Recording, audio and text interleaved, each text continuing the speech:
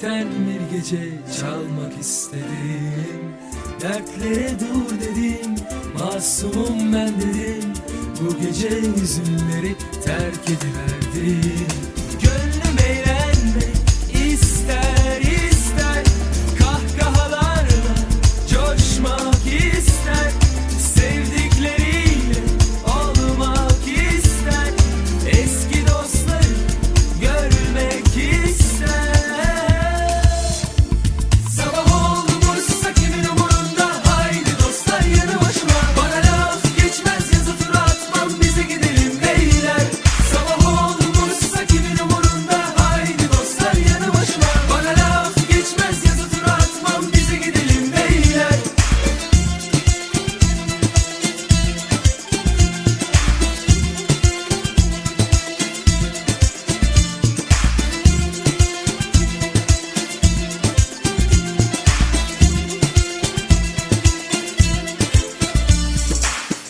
Yalanlar söyledim, kalbimi dinledim. Felekten bir gece çalmak istedim. Dertlere dur dedim, masumum ben dedim.